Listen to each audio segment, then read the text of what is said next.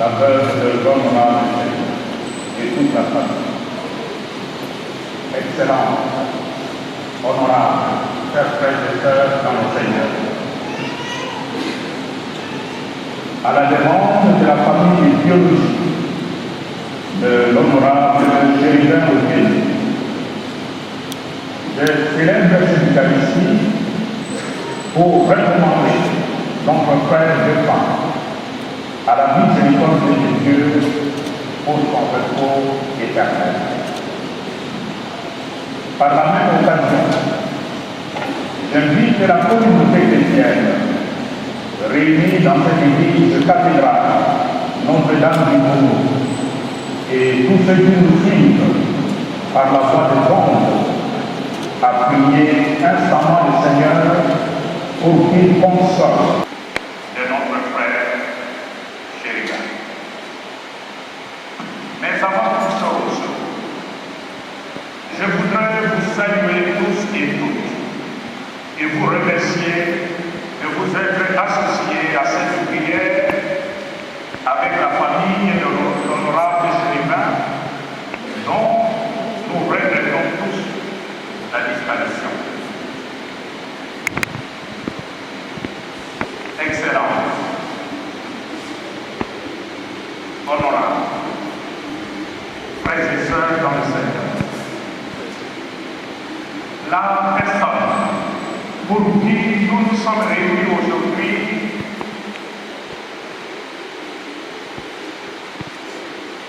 Chérubin Auquet était un homme, père de famille, très connu pour sa loyauté, sa sincérité et son humilité. Il avait tellement conscience de son humilité devant Dieu que j'ai admis, pendant qu'il était même ministre, il balayait son église avec un balai. Parce qu'il avait conscience de sa pénitence devant Dieu. Il avait conscience de son humilité devant Dieu. Quelqu'un avec une grande dévotion à la bienheureuse Vierge Marie. Et j'ai reçu le témoignage de la famille.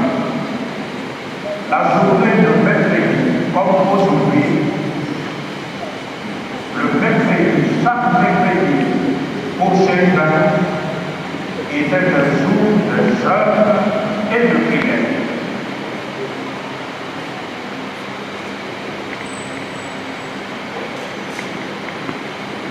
Et comme vous l'avez si bien noté, c'est précisément le mercredi 12 juillet 2023 que Chérubin Auquet fut kidnappé. C'est encore un mercredi, aujourd'hui donc, que nous prions pour lui.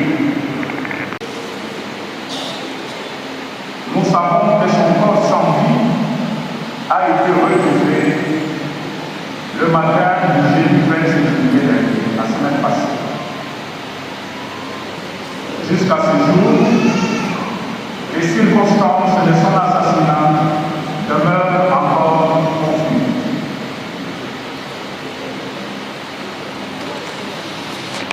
Une chose est certaine, cette mort tragique nous révolte tous et bouscule la conscience humaine, la conscience chrétienne. En effet, voir un père de famille et un haut responsable dans ce pays être abattu d'une manière aussi ignominieuse que lâche fait froid. Mais pour toute conscience humaine,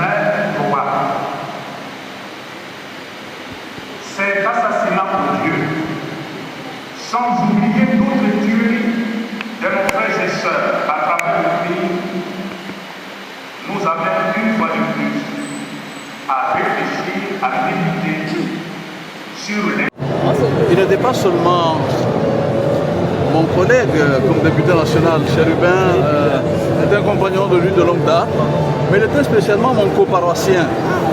Il était de Sacré-Cœur, la paroisse Sacré-Cœur à Gombe. Et c'est là que nous nous retrouvions chaque dimanche pour échanger. Et la dernière rencontre date de la première quinzaine du mois de juin, peu avant la fermeture de la session de mars. Donc c'était pénible pour moi et pour tous mes confrères et mes collègues de Sacré-Cœur, la paroisse Sacré-Cœur, d'apprendre cette disparition douloureuse, brutale. Et nous avons tous dit, plus jamais ça, plus jamais ça. Il faut que nous arrivions à construire une société de paix, une société sans milice privée, une société qui sécurise chaque citoyen, une société qui soit porteuse d'espoir pour tout celui qui choisit de vivre au Congo, qu'il soit congolais, qu'il soit étranger. Et donc c'est ce qui manque, je crois. Et c'est à cela qu'il faut remédier assez rapidement. Une société pour tous, une société bienveillante, une société qui respecte la vie humaine.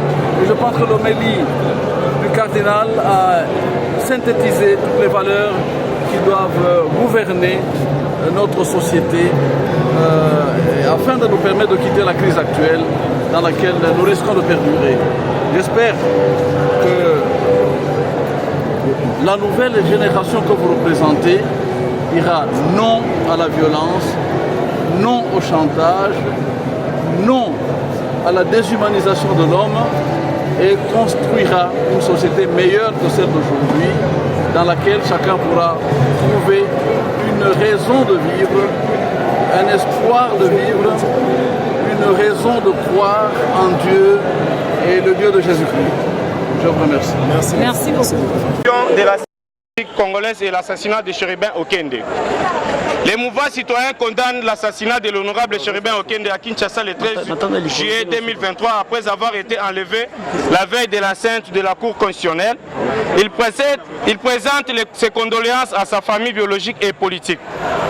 Nous notons que cet assassinat intervient dans un contexte préélectoral marqué par des arrestations arbitraires, détentions illégales, obstruction des mouvements citoyens, intimidation, harcèlement, enlèvement et visant les figures de l'opposition. La société civile et les clerges catholiques qui osent critiquer les gouvernances générales du pays. Le climat de terreur est visiblement entretenu et encouragé par le président de la République, Félix Antoine Tshisekedi. Lui-même, l'opinion nationale qu'internationale se rappelle encore que le chef de l'État a publiquement félicité un responsable de la police pour avoir condamné la répression de la manifestation de l'opposition par la police. Les militaires et miliciens du pouvoir en place le 20 mai 2023 à Kinshasa. Rappelons que Félix Tshisekedi a publiquement promis à Mbujimayi le 25 mai 2023 que les personnes qu'il considère comme une menace à la sécurité du pays seront systématiquement attaquées sans que leurs droits constitutionnels ne soient respectés. Nous savons tous qu'un régime qui tend vers une dérive dictatoriale se sert toujours des nécessités sécuritaires, protection de l'intégrité territoriale pour justifier ses bavures. Ces discours assumés au sommet de l'État pourraient justifier la crispation de la situation politique actuelle marquée par l'utilisation notamment des services de renseignement pour mater les voix critiquées au mépris, notamment des valeurs de la démocratie et de l'État des droits pour lesquels les Congolais se sont battus face à Mobutu et Kabila. Au vu des circonstances de ces crimes odieux, des discours tenus par Félix Tshisekedi en amont des attaques que subissent les défenseurs des droits humains et les opposants, il y a des relations de questionner la responsabilité de l'État dans l'assassinat de l'honorable Chérubin Okende. Faudra-t-il savoir si ces crimes ne seraient pas commis dans l'optique de réduire au silence les opposants et les militants de la société civile qui menacent l'envie de Félix Tshisekedi de se maintenir au pouvoir à travers un processus électoral mal engagé qu'ils tiennent à contrôler entièrement. À cet effet, les mouvements citoyens exigent une enquête indépendante, rapide, exhaustive, associée aux services de sécurité des États partenaires pour déterminer la circonstance exacte de l'assassinat de l'honorable Chérubin Okende, afin que les auteurs, co-auteurs et commanditaires de ces crimes soient connus et punis selon la loi. Appelle les peuples congolais à demeurer mobilisés face aux dérives dictatoriales que le régime actuel implante par petit à petit. Annonce les actions pacifiques de grandes envergures dans les prochains jours sur toute l'étendue de la République afin d'apporter une réponse forte, appropriée et durable à ces graves violations des droits de l'homme et défendre la démocratie dans la paix de notre pays.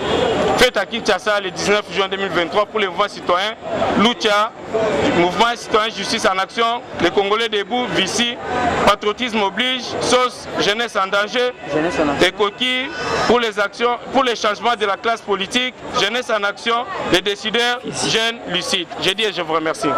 Merci madame.